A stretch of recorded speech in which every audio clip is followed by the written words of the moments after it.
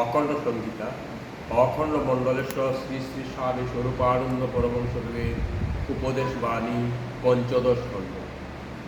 নবভারতের নিকটে বাণী।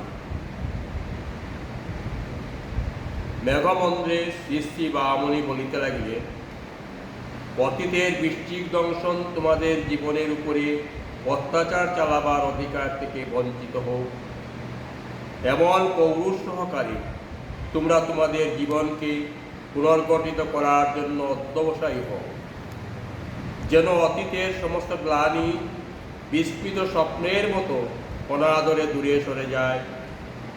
হে ভারতের নবযুবক, শক্তি সঞ্চয় করো, অতীতের অপচয়ের যথাযোগ্য পরিপূরণ করো। ঋষির পুত্র কন্যা কেমন করে যে নূতন জীবন গঠন করে তার আদরণীয় দৃষ্টান্ত প্রতিষ্ঠা করে যাও। হতাশা এবং অবসাদ, অবিশ্বাস এবং দুর্বলতা প্রতিষ্ঠা করে যাও। হতাশা এবং অবসাদ, অবিশ্বাস এবং দুর্বলতা, আলস্য এবং শ্রম কুণ্ঠা, এইগুলিকে অবিলম্বে পদতলে চেপে নিষ্পেষিত করো। তাদের আর মাথা তুলে দাঁড়াতে দিয়ে না। তোমাদের বিপুল বিক্রমের সমক্ষে করে তারা আত্মচিৎকার করতে করতে চিরতরে ধ্বংস হয়ে যাক। জাগো ভারতের বীরপুত্র, সম্মুখে তোমাদের পৃথিবীব্যাপী বিপুল দিগ্বিজয়ের কর্মতালিকা উন্মেষিত হয়েছে। হস্ত প্রসারণ করে এই কর্মতালিকাকে শক্ত করে ধরো, প্রতিজ্ঞা করো, ভারতের চিরন্তনী কীর্তি অধিগত উজ্জ্বল করে তোমরা নূতন করে জগতের বুকে প্রতিষ্ঠা করবে। ভারতের মাটিতে জন্মগ্রহণ করে ভারতকে যে ভালোবাসে না, সে কখনো মানুষ নামের যোগ্য নয়।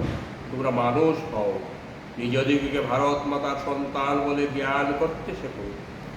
দেশ জননীর প্রতি তোমাদের অলঙ্ঘনীয় কর্তব্যের কথা তোমরা চিন্তা করো।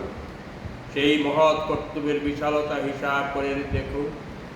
সেই কর্তব্য যত বিশাল হোক, যত বিরাট হোক, তাকে পূর্ণত সর্বাঙ্গ সুন্দর রূপে উদযাপন করার দায়িত্ব যে তোমাদের, এই কথা অন্তরে অন্তরে সুস্পষ্ট রূপে অনুধাবন করো, ভাবো, বুঝো এবং তদ অনুযায়ী চলো। নবজীবনের নূতন কর্তব্যের পথে তোমরা অতীতের কোনো অনুসূচনাকে এসে পথ কণ্টকপথ বিঘ্ন উৎপাদন করতে দিও না। দ্বিধা, দ্বন্দ্ব, সংখ্যা, কুণ্ঠাগুলিকে উৎপাদন করে সমূলে নির্বংশ করো তাদের ঝাড়। সংকল্পের দুর্বার শক্তিমান হয়ে হে ভারতের নবযুবক, নূতন ভারত গড়ার মহাকার্যে অবতীর্ণ হও। নবভারতের নিকটেই হচ্ছে আমার একমাত্র বাণী।